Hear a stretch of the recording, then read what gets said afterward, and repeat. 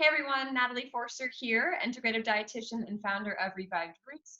We are an autoimmune wellness company based on the principles of functional medicine and yoga, and we're all about helping you redefine your relationship with food, as well as redesign the way that you live your life so that you can overcome an autoimmune condition naturally. Today's topic is all about building resilience. I love this topic because one, it's not something that we're born with, and people often think, I don't have the ability to bounce back from this. I'm done for. But really, it's a skill set. Resilience is something that you develop and you cultivate with time and attention and practice.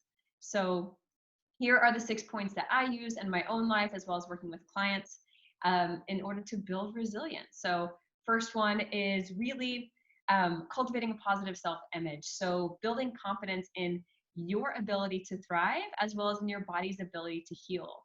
We know that when we give our body the appropriate environment as well as the resources that it needs, it can really overcome the most adverse conditions, right? It is not a stagnant being. It is something that's ever changing and evolving. And so we can really help shape its forward trajectory. And really it comes down to also visualizing yourself as someone who has already overcome this disease or condition. It's not identifying with the role of a victim, but instead that of a victor. Second is going to be managing emotions and impulses. So oftentimes when we have a diagnosis or we have all these unexplainable symptoms, we can feel rage or fear, anger, upset, right? And it's something that these emotions can really kind of take over, and they can dictate how we're responding to the situation. But when we lean into emotional intelligence, we can identify the emotion, we can allow it to come up and we can feel it, but we can also not allow it to overcome us. So that way we can stay grounded and centered and calm, and we can make conscious decisions about which path we want to take that is best to serve us. Third is going to be focused on things in your control. So trying to actively problem solve, communicating clearly with those who are around you, really important. And then the third one being seeking out resources to help you. There, it can be literature, it can be books, groups of people who have similar diagnosis as you, or even working with a practitioner similar to myself to help guide you from where you are to where you want to be. And then coming back to the communication component, sometimes whenever you have this diagnosis and you make the decision to live life differently, you can get some pushback from people who are closest to you saying, that's not you, you always drink beer. You party with us all night, right? And you can get this pushback. So one thing that you can do is really clearly communicate with these loved ones or people in your life and say, hey, this is what's going on for me. I am making different decisions and taking different actions to ultimately gain a different outcome. And I would really appreciate if you could support me. And oftentimes when we have these conversations with people, they do end up becoming our strongest allies.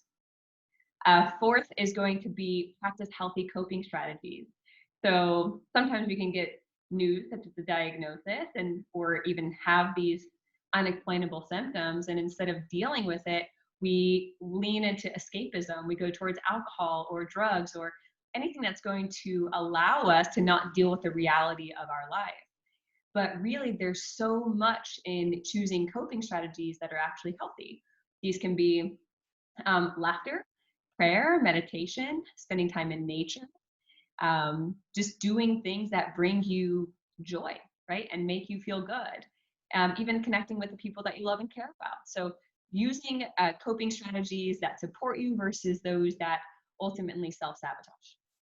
And the fifth one's going to be about nurturing connections and really building community. So if you have strong relationships, just continue investing in them. And if you don't, then this is a really good time to begin establishing and nurturing relationships in your life, because depending on the diagnosis you have, there may be a time where you need more support. You need someone to lean on. And it's really nice when they're people that you know, like, and trust. So community is an essential component of this healing process and this journey that you are embarking on. And the sixth one is all about finding positive meaning in life. And I love this one so much. It's so fun to do with clients because it's really your point of power. You have the choice in how you are viewing your situation. So you could be on one mountaintop looking out, and it can feel heavy and burdensome, and you can feel fear, lack of control, like a victim. But you can also walk down that mountain, cross the valley, and climb up a new mountain and see it from an entirely different perspective. Maybe this is an invitation for you to slow down in life, to tune in, and to begin again. So it's all about how we choose to see something. These are my 6 points to really build resilience, guys. These are the habits that I like to practice in my own life. And if you have any that you would love to add on to this list, I'd love to know what they are. And if you guys have any questions whatsoever, go ahead and drop them in the comments below. Otherwise, I'll see you soon. Take care. Be well. Much love.